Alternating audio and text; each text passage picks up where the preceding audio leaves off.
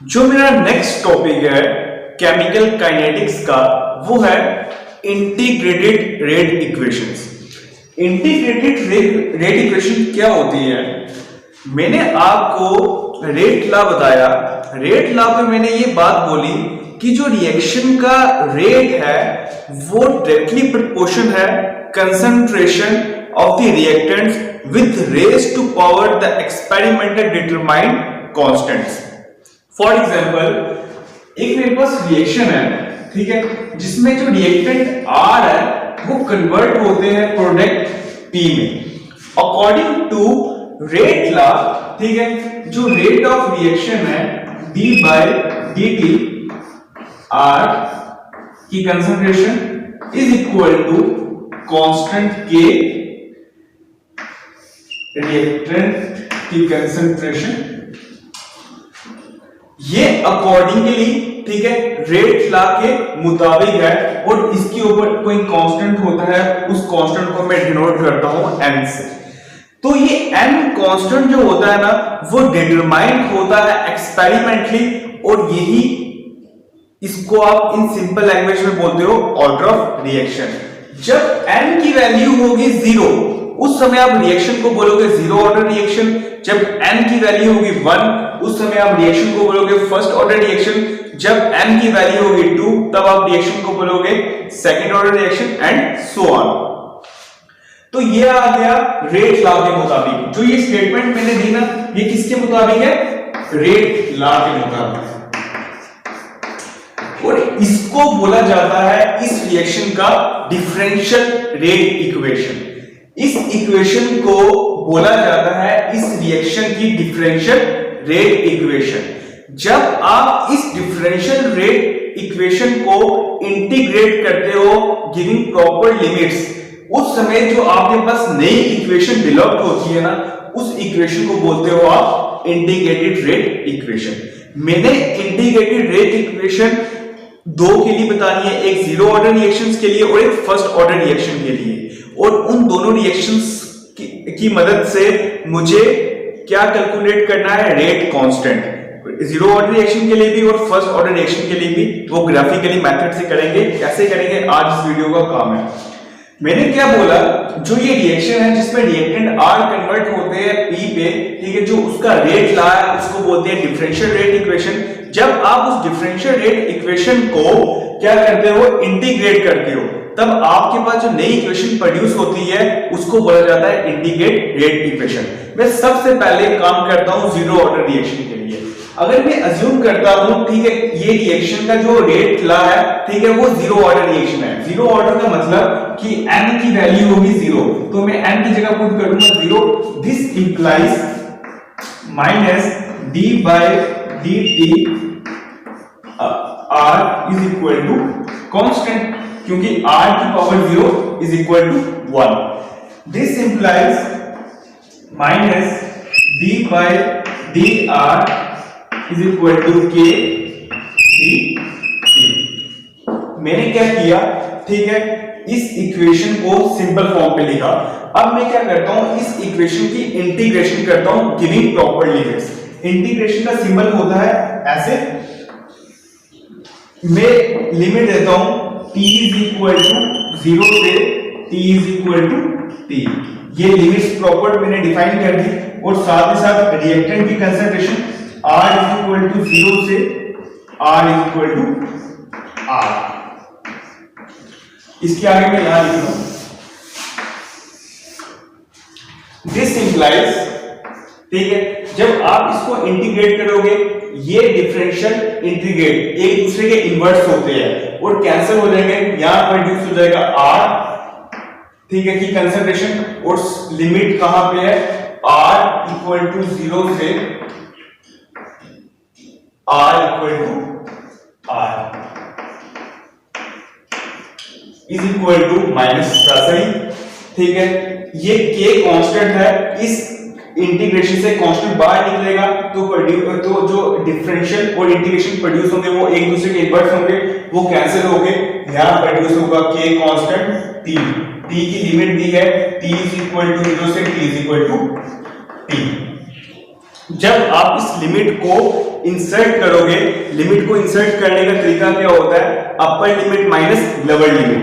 This implies आपको मिलेगा जब आप अपर लिमिट डालोगे, ठीक है, r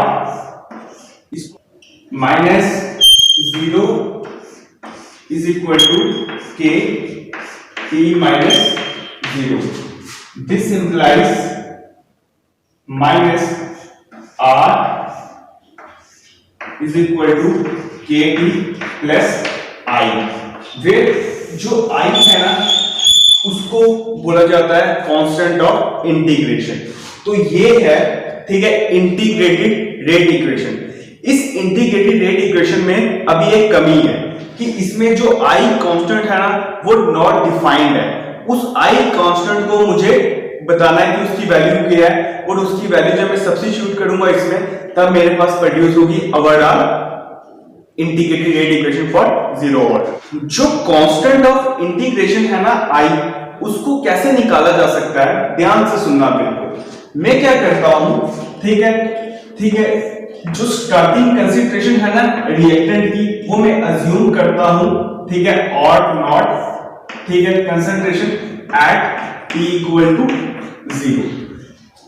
मैंने क्या बोला, मैं अज्यूम करता हूं जो स्टार्टिंग कंसंट्रेशन है रिएक्टेंट की जब टाइम था t इक्वल टू 0 वो है और नॉट के बराबर। तो इस बात को मैं इस इक्वेशन में पुट करता हूं, मतलब t की जगह मैं पुट करूंगा 0, ठीक है, r की जगह मैं पुट करूंगा r नॉट, ठीक है। इस फर्स्ट इक्वेशन पे, ठीक है, मैंने ये वाली कंडीशन अप्लाई की तो मुझे मिली फर्स्ट इंप्लाइज, ठीक है, r की जगह मैंने पुट किया r नॉट और t की जगह मैंने पुट किया 0, k मल्टीप्लाई 0 प्लस i।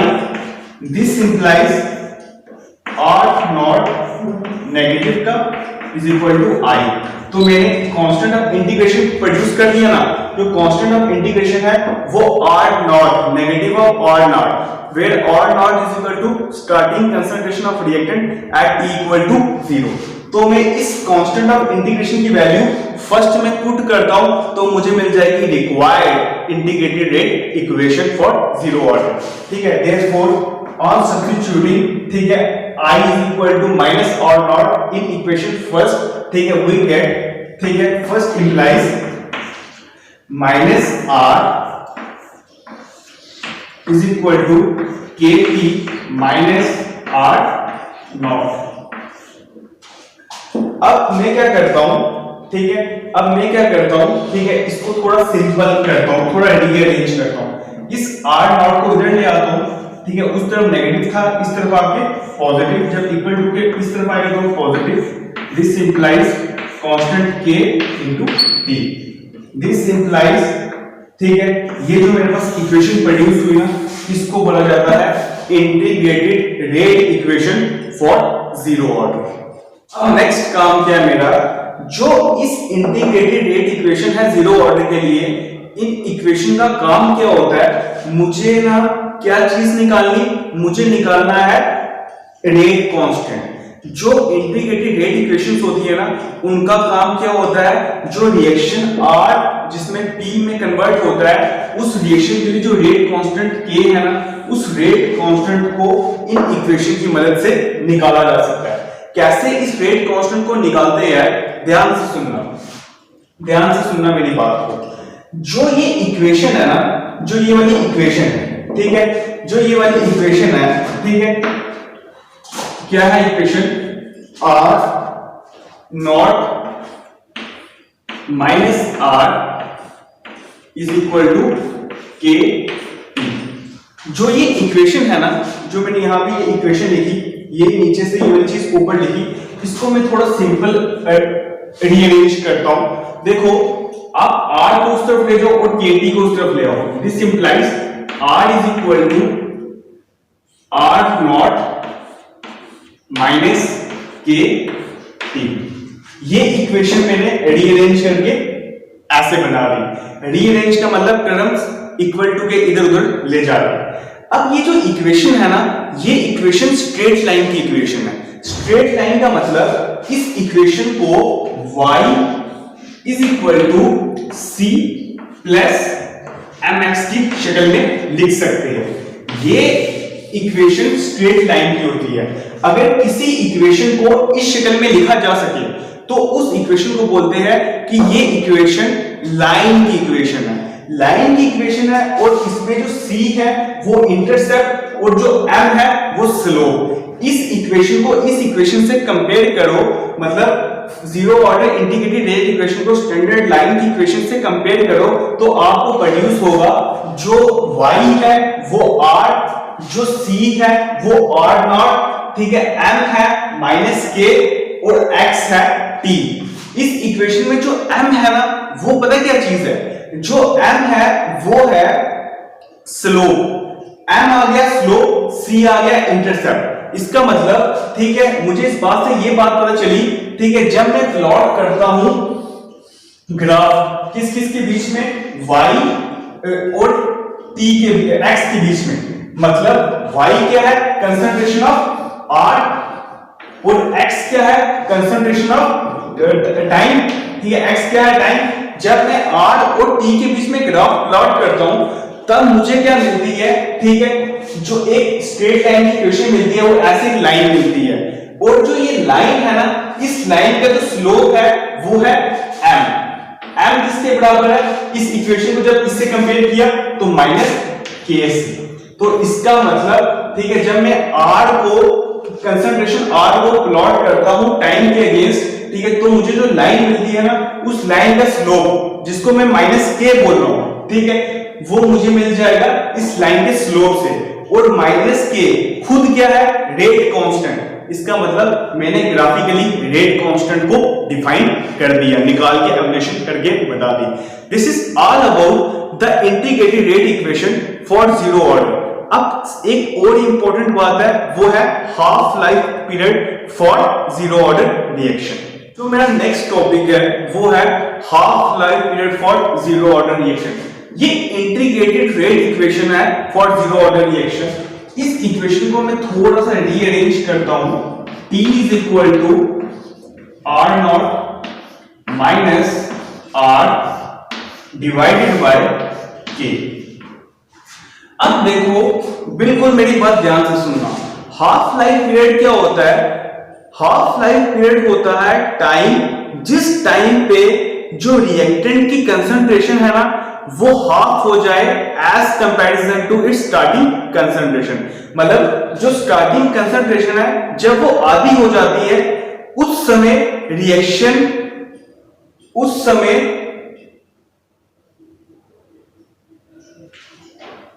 तो इस इक्वेशन की मदद से हाफ लाइफ पीरियड कैसे निकालते हैं ध्यान से देखना, ठीक है। देखो, एट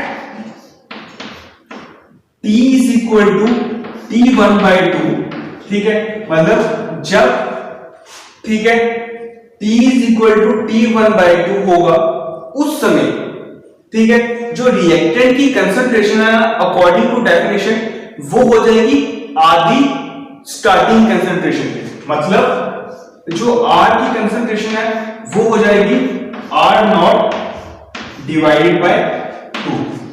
इस वैल्यू को मैं इसमें पुट करता हूं तो मुझे मिलेगा, दिस इंप्लाइज t की जगह t1/2, ठीक है।